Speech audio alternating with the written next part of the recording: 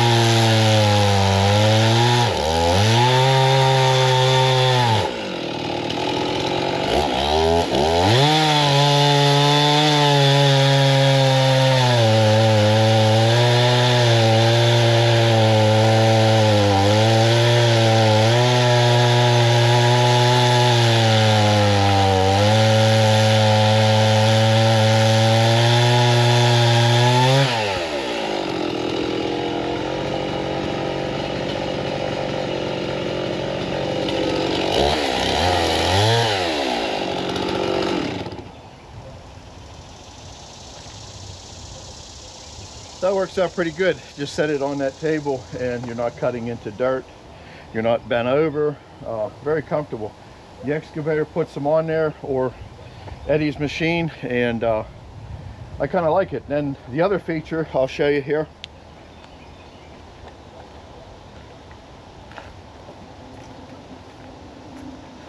Cut through this one yet, but oh, there it goes.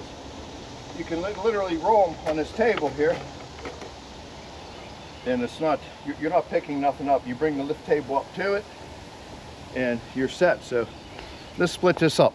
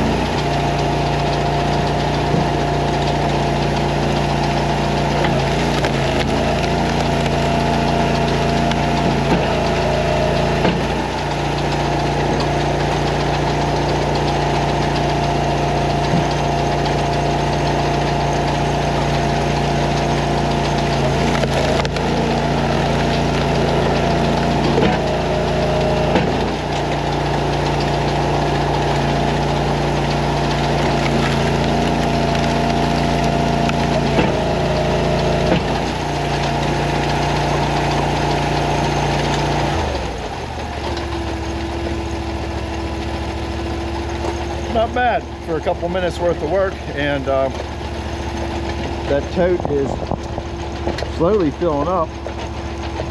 So what I'll do is I'll hand stack that front, and then I'm going to get that other log up on the deck here and we'll get it cut and split.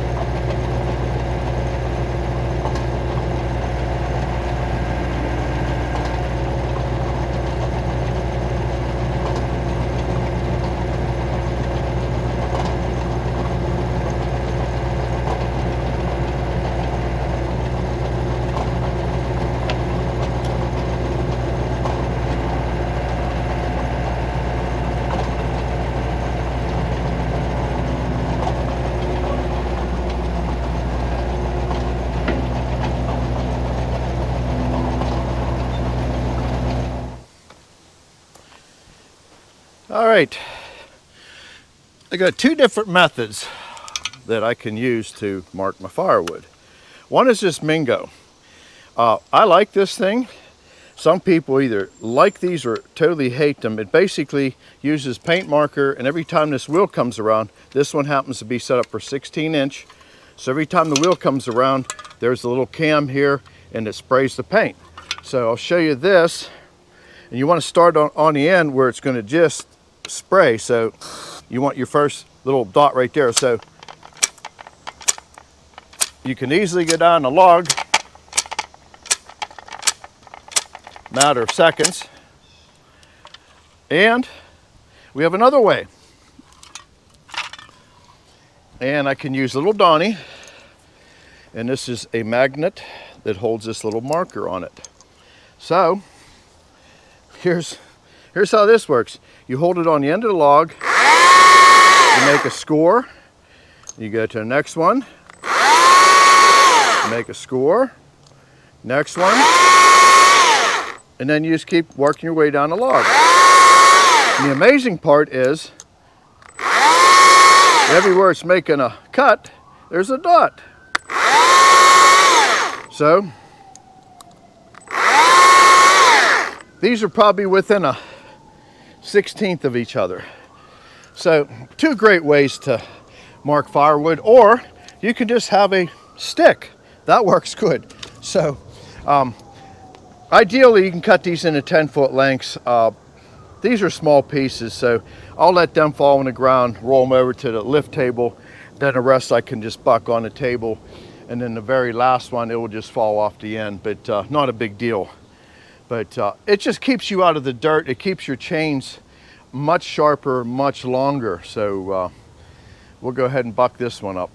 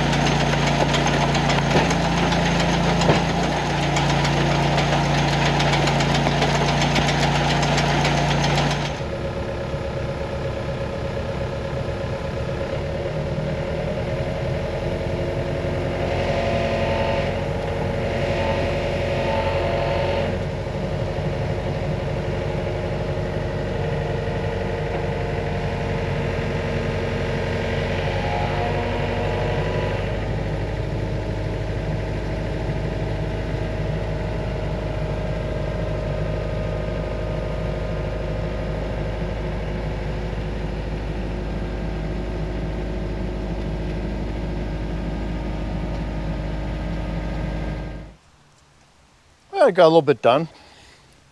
So these are all the new boxes. And since Eddie's been busy, I haven't had the luxury of having his skid steer. So when you gotta think outside the box, I basically use the excavator with 2 straps, and that thing moves them boxes around just like nothing. So we're just plugging away at it, and some of this stuff will probably be for me because it's going to be really ugly firewood, which I don't care. I'm making heat, so if it's got a bunch of knots and shredding when you're splitting it, I really don't care. It makes heat. Like stuff like this. This is it's kind of a nightmare log, but you can shove that through that box wedge, and if it don't split it, it'll cut it. So that machine got a lot of power to it. It's like this thing here. I mean, this would heat my shop for, oh, I bet you over a week, maybe 2 weeks. So I look at that as when I'm in there working on projects, there's my heat for the winter. So you sort of can't beat it. And there's some big gnarly stuff. I might even just chunk some of that up with the chainsaw, and but it'll get turned into heat. Believe me, we're not gonna throw it away because it's big and ugly. And there's advantages and disadvantages of the box wedge versus a 6-way wedge. I'm actually looking into that. Andrew came out with a 12-way wedge for this machine. And if you're looking at, if you want to see what the power of the machine, where it didn't want to split it, it literally cuts it.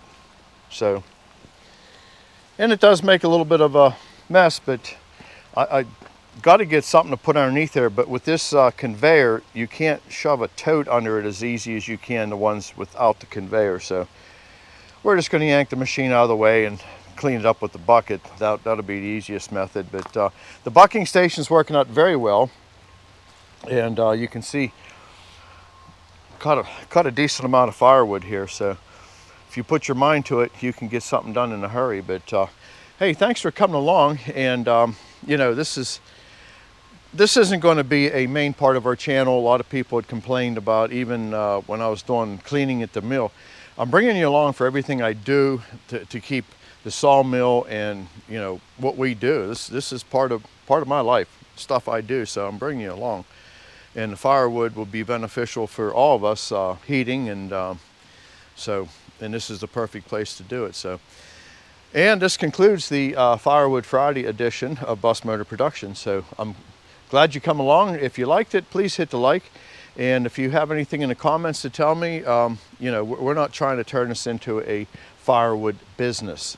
This is just for our personal use, and this gives me a place to cut my firewood without making a big mess at my house. So this is going to work out very well for that. And then we're going to also dry lumber. So I'll catch you on the next one, and we will be sawing more 2x8s, 14-foot long, for the solar kiln. So that'll be on the next video. So I'll talk to you then. Alrighty.